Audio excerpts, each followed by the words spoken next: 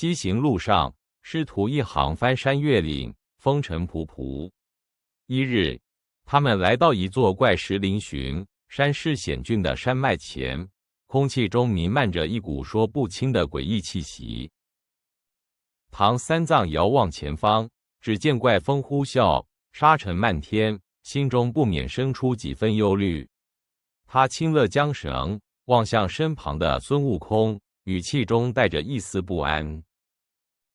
唐三藏，悟空，你看此山气象，风沙漫天，恐非善地，切要小心啊！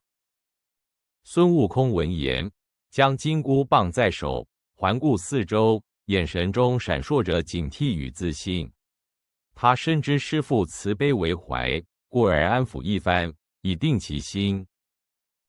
孙悟空，师父莫怕，有弟子在此，自会降妖伏魔，保您安然西去。猪八戒却在此时抱怨起来，他看着黄沙漫天，只觉饥肠辘辘，疲惫不堪。他憨厚的脸上写满了不情愿，只想早些歇息。猪八戒，师父，此等荒山野岭，哪里寻斋饭？不如寻个山洞歇息吧。沙悟净见状，便沉稳地劝说猪八戒，提醒他身为修行之人，不该贪图安逸。他总是默默地支持着师父与师兄。沙悟净，二师兄，师父心系取经大业，我们自当护卫，不可懈怠。正当他们行进间，忽然一阵妖风卷过，平地起沙，吹得人睁不开眼。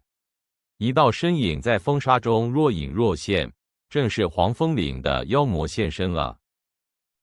孙悟空见妖气冲天，立刻跃上前去，金箍棒迎风而舞。他大喝一声，准备与那妖魔一战，保师父周全。孙悟空，大胆妖孽，竟敢在此作祟，吃俺老孙一棒！那妖魔被孙悟空缠住，却显得有些慌乱。他使出一个障眼法，趁着风沙遮蔽，转身便逃，意图引开孙悟空的注意力。孙悟空紧追不舍，却不知这只是妖精的调虎离山之计。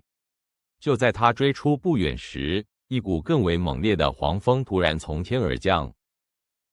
黄风大王亲自现身，他卷起唐三藏，眨眼间便消失在漫天黄沙中。一切发生得太快，令人措手不及。唐三藏，悟空，救命啊！孙悟空赶回时，只见师父已不见踪影，他心急如焚，连忙施展火眼金睛，却只看到一片茫茫黄沙，心知不妙。孙悟空，师父，师父，你在何处？这妖孽好生厉害！他追随妖风而去，却不料那妖风中夹杂着细沙，猛烈地吹向他的眼睛。孙悟空顿感刺痛难忍，眼前一片模糊。那三昧神风威力无穷，竟连孙悟空的火眼金睛也无法抵挡。他双眼疼痛，视线受阻，一时间失去了方向，无力追赶。猪八戒见孙悟空受伤，师父又被掳走，心头一阵惊慌。他胆怯地想要逃跑，却被沙悟净稳重地拉住。猪八戒，师兄，师父都被抓走了，这妖精如此厉害，不如我们分头逃命吧。孙悟空虽然双眼疼痛，但他深知救师父刻不容缓。他强忍不适，催促猪八戒前去探查妖精的巢穴。孙悟空，呆子，师父有难，你怎可退缩？快去前方探个虚实。猪八戒被孙悟空逼着，只好硬着头皮，拿着钉耙小心翼翼地向前摸索。他沿着妖风的方向，终于看到了一处阴森的洞口。他远远望见洞口处有小妖看守，又听到洞内隐约传来人声，心中估摸着师父就在此处。他想着独自立功，便大摇大摆地闯了进去。猪八戒，妖怪哪里走？猪爷爷来也，快放出我师父！然而，猪八戒的勇气只是昙花一现，他冲进洞内，却被妖精的气势吓得魂飞魄散，一个照面就被击退，狼狈地逃了出来。